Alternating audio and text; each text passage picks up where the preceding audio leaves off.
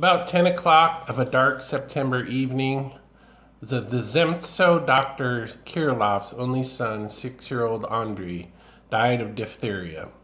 As the doctor's wife dropped onto her knees before the dead child's cot, and the first paroxysm of despair took hold of her, the bell rang sharply in the hall. When the diphtheria came, all the servants were sent away from the house that very morning. Kirilov himself went to the door just as he was, in his shirt sleeves with his waistcoat unbuttoned, without wiping his wet face or hands which had been burnt with carbolic acid. It was dark in the hall, and of the person who entered could be distinguished only his middle height, a white scarf, and a big, extraordinarily pale face, so pale that it seemed as though its appearance made the hall brighter. "Is the doctor in?" the visitor asked abruptly. "I'm at home," answered Kirilov. "What do you want?" "Oh, you're the doctor. I'm so glad." The visitor was overjoyed and began to seek for the doctor's hand in the darkness. He found it and squeezed it hard in his own. "I'm very, very glad. We were introduced. I am Abogin. Had the pleasure of meeting you this summer at Mr. Nuchev's. I'm very glad to have found you at home. For God's sake, don't say you won't come with me immediately. My wife has been taken dangerously ill. I have the carriage with me." From the visitor's voice and movements, it was evident that he had been in a state of violent agitation, exactly as though he had been frightened by the fire or of a mad dog. He could hardly restrain his hurried breathing, and he spoke quickly in a trembling voice. In his speech there sounded a note of real sincerity, of childish fright. Like all men who are frightened and dazed, he spoke in short, abrupt phrases and uttered many superfluous, quite unnecessary words. "I was afraid I shouldn't find you at home," he continued. "While I was coming to you, I suffered terribly. Dress yourself and let us go, for God's sake. It happened like this. Papchinsky came to me, Alexander Semyenovich.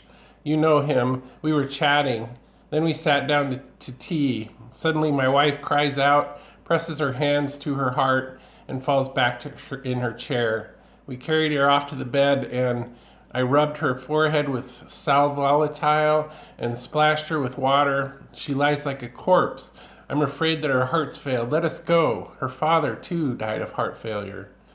Kirilov listened in silence, as though he did not understand the Russian language. When Abogin once more mentioned Papchinsky and his wife's father, and once more began to seek for the doctor's hand in the darkness, the doctor shook his head and said, drawling each word listlessly, "Excuse me, but I can't go. 5 minutes ago, my son died." "Is that true?" Abogin whispered, stepping back. "My God, what an awful moment to come. It's a terribly fated day, terribly. What a coincidence. And it might have been on purpose."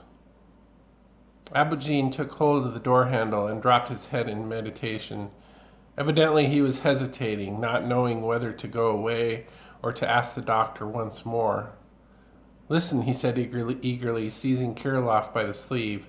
"I fully understand your state. God knows I'm ashamed to try to hold your attention at such a moment. But what can I do? Think yourself, what can I go to? Who can I go to? There isn't another doctor here besides you. For heaven's sake, come. I'm not asking for myself. It's not I that's ill." Silence began. Kirilov turned his back to Abogin, stood still for a while, and slowly went out of the hall into the drawing room.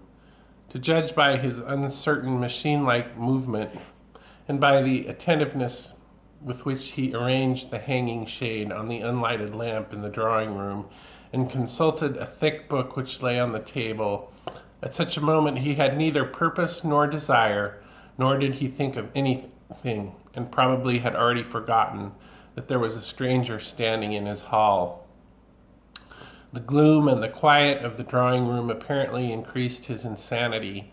As he went from drawing room to his study, he raised his right foot higher than he need, felt with his hands for the doorposts, and then one felt a certain perplexity in his whole figure, as though he had entered a strange house by chance, or for the first time in his life had got drunk, and now was giving himself up in bewilderment to this new sensation. A wide line of light stretched across the bookshelves on one wall of the study. This light, together with the heavy, stifling smell of carbolic acid and ether, came from the door ajar that led from the study into the bedroom. The doctor sank into a chair before the table. For a while he looked drowsily at the shining books, then rose and went into the bedroom. Here, in the bedroom, dead quiet reigned. Everything, down to the last trifle, spoke eloquently of the tempest undergone, of weariness, and everything rested. The candle, which stood among a close crowd of files, boxes, and jars on the stool, and the big lamp on the chest of drawers, brightly lit the room. On the bed, by the window, the boy lay open-eyed, with a look of wonder on his face. He did not move, but it seemed that his open eyes became darker and darker every second and sank into his skull. Having laid her hands on his boy and hid her face in the folds of the bedclothes, the mother now was on her knees before the bed. Like the boy, she did not move, but how much living movement was felt in the coil of her body and in her hands. She was pressing close to the bed with her whole being, with eager vehemence, as though she was afraid to violate the quiet and comfortable pose which she had found at last for her weary body. Blankets, cloths, basins, splashes on the floor, brushes and spoons scattered everywhere, a white bottle of lime water, the stifling heavy air itself, everything died away and, as it were, plunged into quietude. The doctor stopped by his wife, thrust his hands into his trouser pockets, and bending his head on one side, looked fixedly at his son. His face showed indifference. Only the drops which glistened on his beard revealed that he had been lately weeping. The repulsive terror of which we think when we speak of death was absent from the bedroom.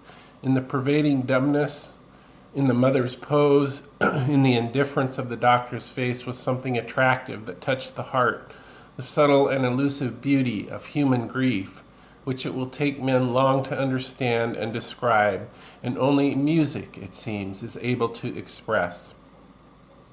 Beauty, too, was felt in the stern stillness.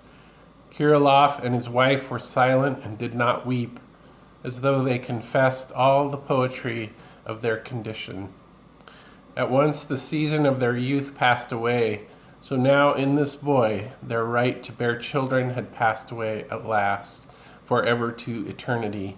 The doctor is 44 years old, already gray, and looks like an old man. His faded, sick wife is 35.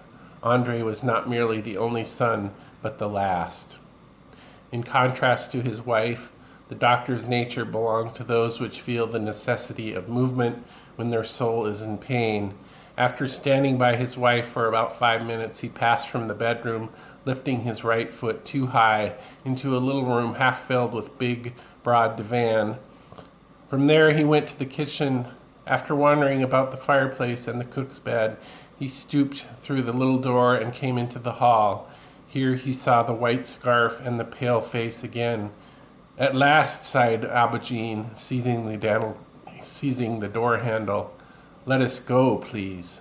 The doctor shuddered, glanced at him, and remembered.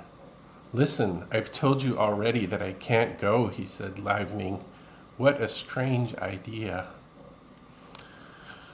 That's from Anton Chekhov, one of my favorite writers in the world. The master of the short story. It's called Enemies, and it gets even stranger from there.